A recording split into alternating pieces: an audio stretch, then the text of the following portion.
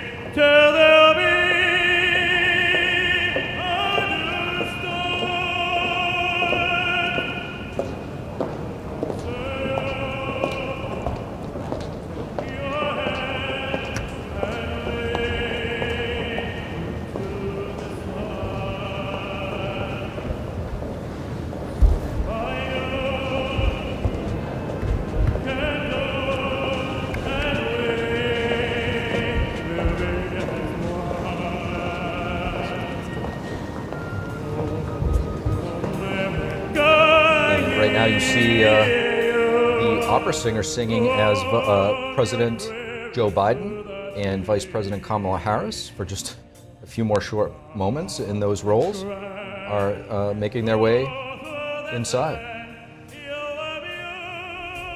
Imagine being in the This is Chris Macchio singing O America. He sang for President Trump when he was the elected but not sworn in yet president, and Elon Musk down at Mar-a-Lago for a group of us with AFPI just a few months ago. Remarkable voice. Yes. Really. Fellow Long Islander. Oh, really? Oh, yeah. Wow. Oh, yeah. Is he well known, I'm sure? Oh, yeah. We're having a strong showing. J.D. Vance there. The Vice President-elect. His Vice President-elect J.D. Vance's swearing in will be prior to President President-elect Trump's.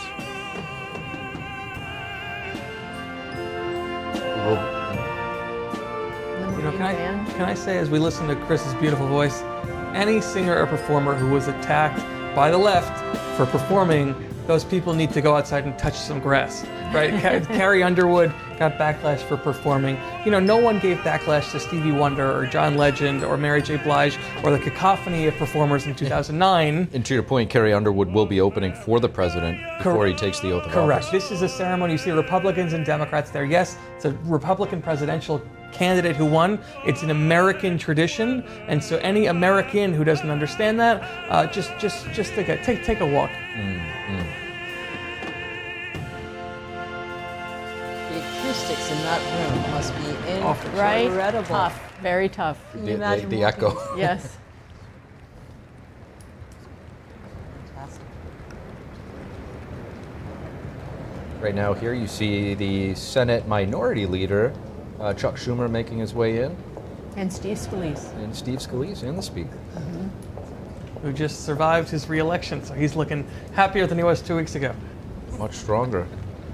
Looks relieved. Yeah, that smile, I didn't see that smile 2 weeks ago. No, you didn't. Jackie Barber, the clerk Not of that the building, House at of least. Representatives, the Honorable Kevin F. McCumber, Mr. John Bessler, Mrs. Kelly Johnson, Mrs. Iris Weinshaw Schumer, and Mrs. Jennifer Scalise.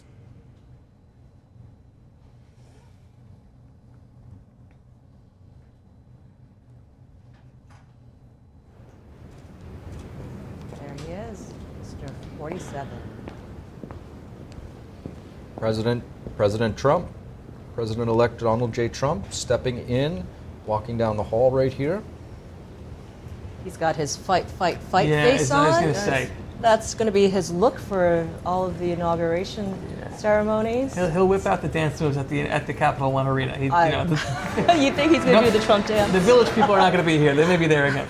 Certainly all business. Yes, he's coming back as a conquering hero. Yes. They tried to take him out by any legal and illegal means possible, tried to kill him twice, and here he is, about to save the country and in the same way save the world from the chaos and war.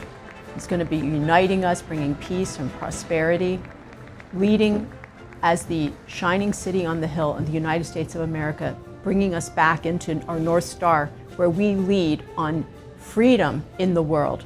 Melania just making her way in. She'll be holding the Bible for her husband, Donald Trump.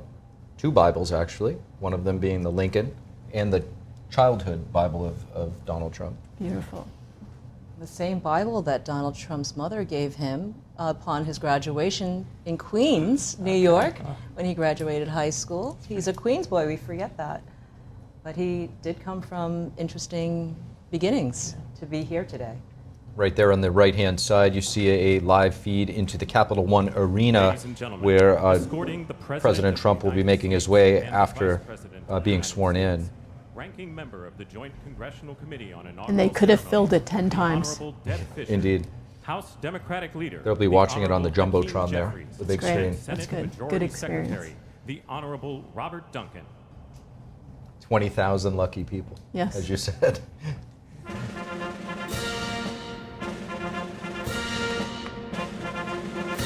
Still can't get over those paintings inside of the Capitol. Really beautiful. Originals, too. Ladies and gentlemen, the President of the United States, the Honorable Joseph R. Biden Jr., and Vice President of the United States, the Honorable Kamala Devi Harris.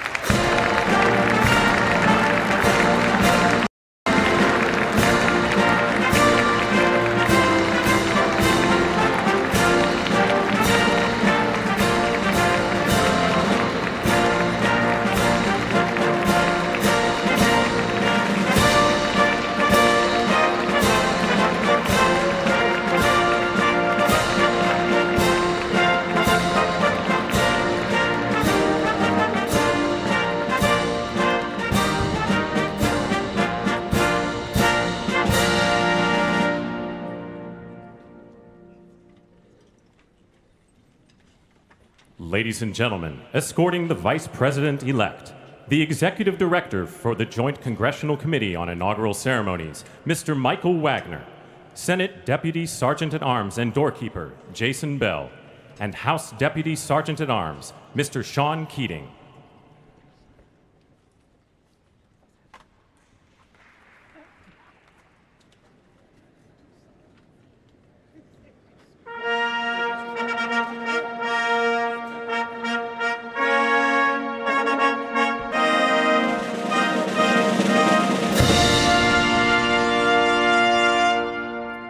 Ladies and gentlemen, the Vice President-elect of the United States, the Honorable J.D. Vance.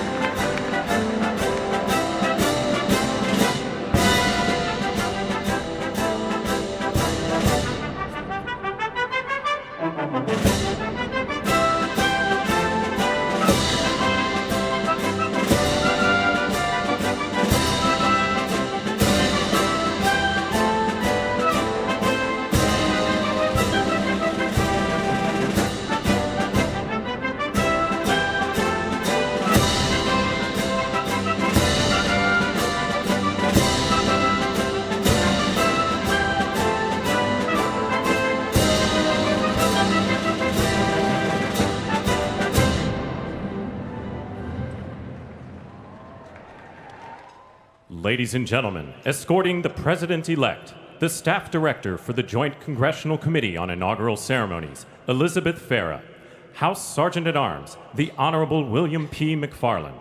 Senate Sergeant at Arms and Doorkeeper, the Honorable Jennifer A. Hemingway.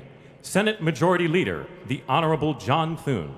And the Joint Congressional Committee on Inaugural Ceremonies, House Democratic Leader, the Honorable Hakeem Jeffries. House Majority Leader, the Honorable Steve Scalise. Speaker of the House of Representatives, the Honorable Mike Johnson. Senate Democratic Leader, the Honorable Charles E. Schumer. Ranking Member of the Joint Congressional Committee on Inaugural Ceremonies, the Honorable Deb Fischer. And Chairwoman of the Joint Congressional Committee on Inaugural Ceremonies, the Honorable Amy Klobuchar.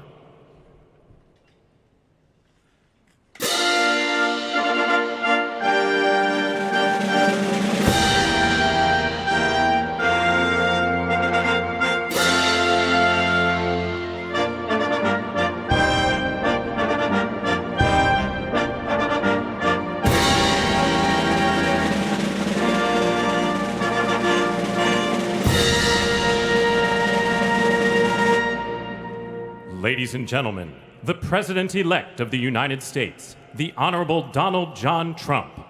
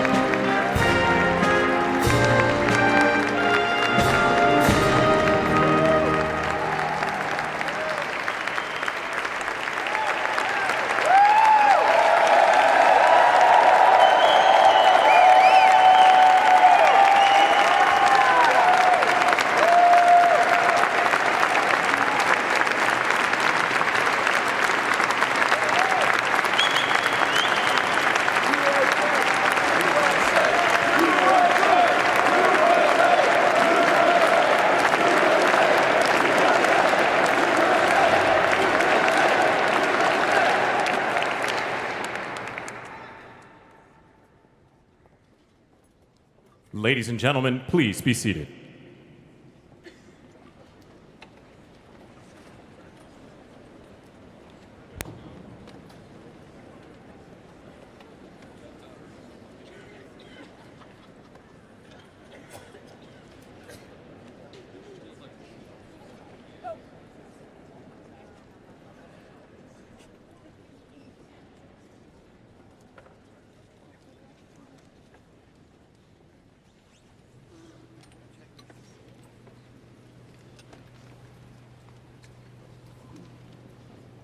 Please welcome the Chairwoman of the Joint Congressional Committee on Inaugural Ceremonies, the Honorable Amy Klobuchar.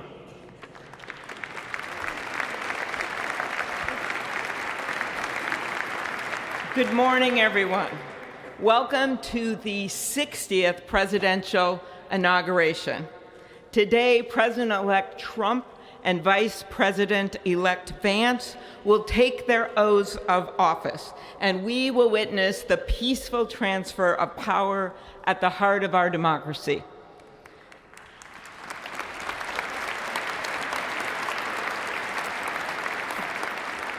For the past year, I've chaired the inaugural ceremony committee, which includes the leadership of Congress from both parties.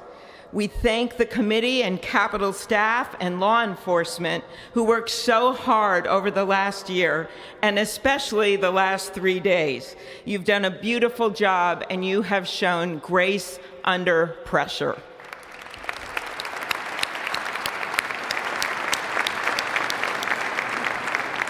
Our theme this year is our enduring democracy. The presence of so many presidents and vice presidents here today is truly a testament to that endurance. We welcome President Biden and Dr. Biden. We welcome Vice President Harris and Doug Emhoff, President Obama, President Clinton and Secretary Clinton, President Bush and Laura Bush, Vice President Pence, Vice President Quayle and Marilyn Quayle. The justices of the United States Supreme Court are with us, all 9 of them I counted, and of course the Trump and Vance families. This ceremony marks what will soon be 250 years of our democracy.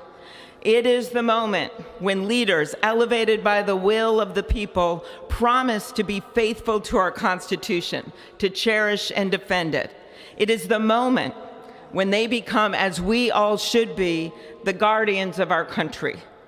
Through war and peace, through adversity and prosperity, we hold this inauguration every 4 years, and today it falls on Martin Luther King Day, a further reminder that we must strive to uphold the values enshrined in our Constitution, the freedoms, the liberties, and, as is inscribed on the entrance of the United States Supreme Court, equal justice under law.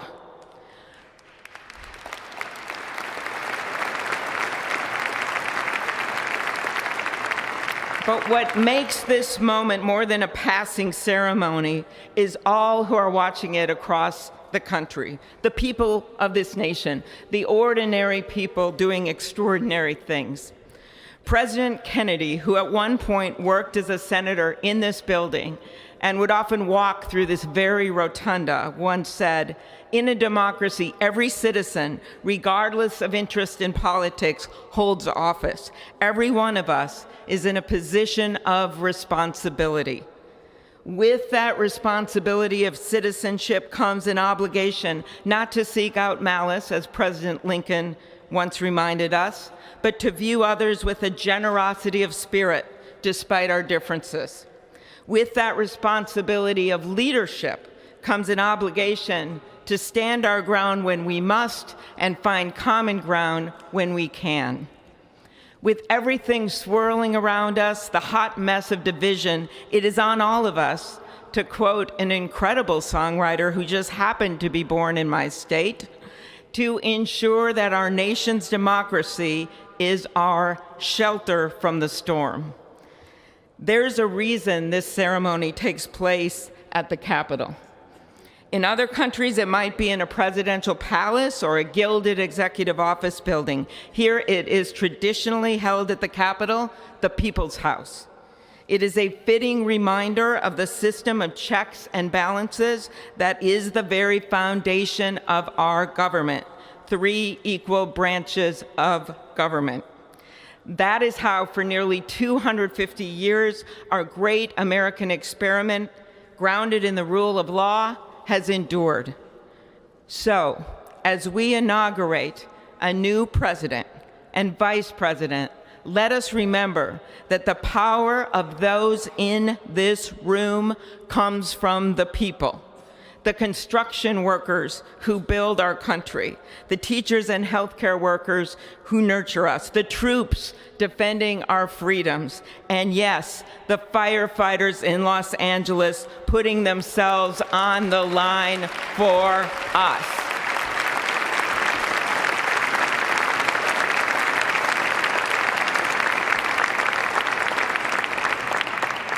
Our democracy's strength and grit must match theirs. May God bless our nation. Thank you.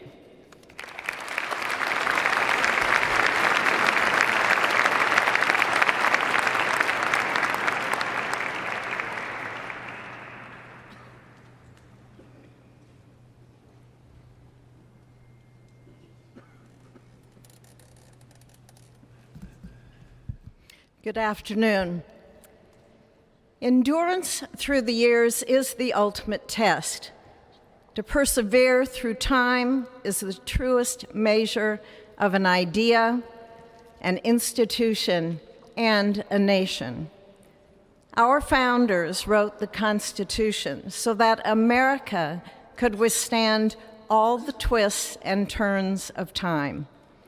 They wrote it to guide us and to preserve forever our right of life, liberty, and the pursuit of happiness. But as much as the truths and principles enshrined in our Constitution remain the same, our democracy promises the American people the power to change, to chart their own destiny. That's the beauty. That is the importance of democracy. It allows the endurance, the permanence of a nation through change. It allows nations like our United States both to avoid the obstacles and to seize the opportunities God has placed before us, all while staying true to our founding principles. Today is our country's 60th inauguration ceremony. Like all the others before it, it is a celebration of our right to set our uniquely American course. The past several years have been trying at times for many, many Americans, and also for the nations of the free world that we humbly strive to lead. In November, Americans chose again to steer this nation towards greatness, the secure, safe, and prosperous future that our founders envisioned for all of us. And today, we celebrate